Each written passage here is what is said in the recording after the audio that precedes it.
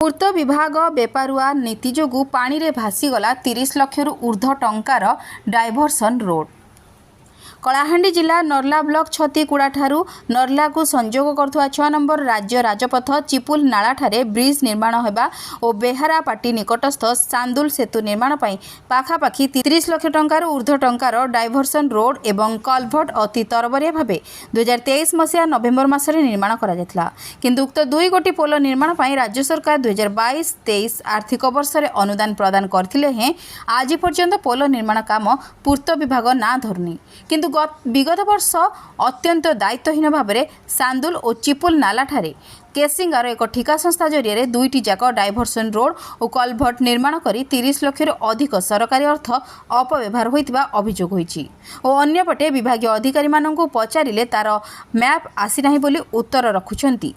जदि मैप आसी नथला ताहले लक्ष लक्ष टंकार डायभरसन रोड और कलभट कहा स्वार्थ निर्माण करागला बोली साधारण प्रश्न उठिछि। वर्तमान चलित वर्ष जुलाई मास शेष सप्ताह लघुचाप जनित वर्षा रे पानी रे नदी गर्भरे लक्ष लक्ष टंकार रोड विलीन हो जाइछि। तेबे एते गुड़िए राजस्व हानि पाई केउ अधिकार दायी रहिबे ताहा एबे बड़ प्रश्नवाची सृष्टि करछि एवं मुख्य रास्ता को लागि 20 रु 30 फुट गाढ़रे माटी उठाई नैथिबारु रास्ता रे जिबा आसीबा पई अत्यंत विपदपूर्ण होई पड़िछि। एणु यार उच्च स्तरीय तदंत करा जाय सरकारी अर्थ अपव्यवहार करथिबा अधिकारी और ठिका संस्थांक विरोध रे विभागीय मंत्री और जिल्लापाल दृढ़ कार्यानुष्ठान ग्रहण निमंते साधारण रे दाबी हेउछि।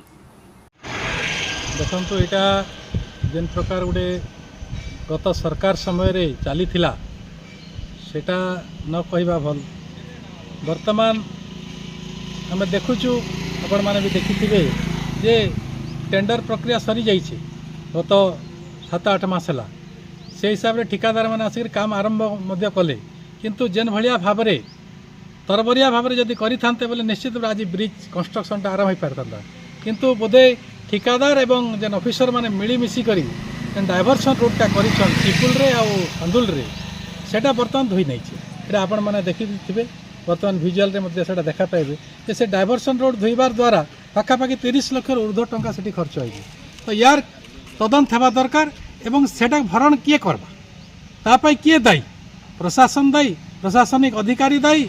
ना से ठिकादार दायी एटा हमें डिमांड करछु स्थानीय अंचलवासी जे तार उपरे उच्च स्तरीय तदंत हो और माननीय मुख्यमंत्री के निवेदन करबी जे उपरे ई भलिया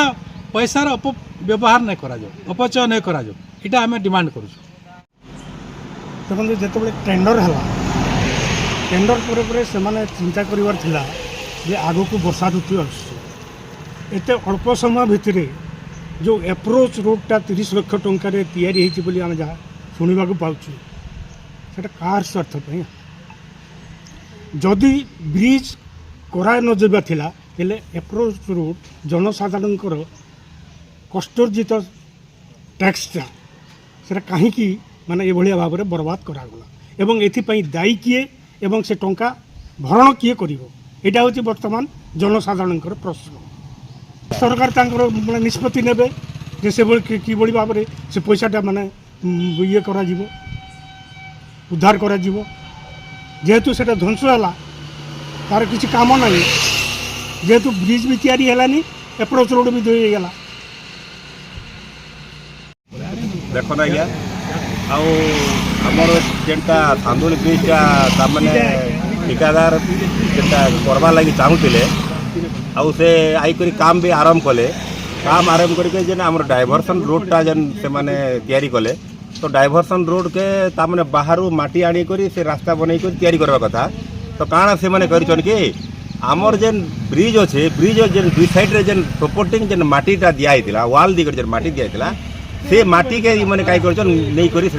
डायभरसन रोडटा तैयारी कर देछन। तो तापर एबे काना परिस्थिति काना हिचे तो एबे जेन आमर रोडटा पूरा एबे खाई जाउछे जदि टिके वर्षा हो गले रोड खाई जाउछे तो वर्तमान रोड भी किछि कम वर्षा रे रोड किछि खायला ना तो बेसी वर्षा हला पे रोड रो स्थिति काना बा भविष्य नहीं कहे तो वर्तमान जहाँ पोजिशन आसला ना तो एबे पीडब्ल्यूडी काई करछे ताके सेफ्टी लागी साइड रे नेके किछि गुटे माटी तामने सेकी करी रोड के रक्षा करबा लागि गाड़ी गुडा सेफ्टी लागी से माटी दिकर से तामने एबे से रखी जाय सेकी कर रखी जेबे। तो आगामी काल रे निहाती जदि वर्षा हो गला बेले ब्रिजटा धुई नेबा আর ভবিষ্যতে লোক তারমানে রাস্তায় যা লাগি রাস্তা নাই পড়না বন্টি আর হরিয়াণ পব্লিক হরিয়াণ হবে গ্যারেন্টি আমার যেন সে মাটি তো দুই সাইডর রোডর দুই সাইডর ব্রিজর দুই সাইডর মাটিকে মানে নিয়ে ডাইভরসন করছন তো বর্তমান সে মাটি খাই যাই করে এবে রোড পুরা পুরা বিপদ সংকুল পরিস্থিতি আছে আর যদি বর্ষা হয়ে যা বলে মাটি রোডর মাটিকে ধুই নিয়ে ব্রিজকে নেবার চান্স আছে তো বর্তমান সেটা এবে নেলা পরে পব্লিক তারমানে বহুত তারমানে হরিয়াণ হবে যাবার এবার ধনজন উপরে বহুত হরিয়াণ হবা লোক যাবার আসবার অসুবিধা হবে আর বহুত হরিয়াণী করে লোক রয়ে যাবে। ନର୍ଲାରୁ ବାବୁଲାଲ ବାଗଙ୍କ ରିପୋର୍ଟ ଓଡ଼ିଶା ସମସ୍ୟା ନ୍ୟୁଜ୍।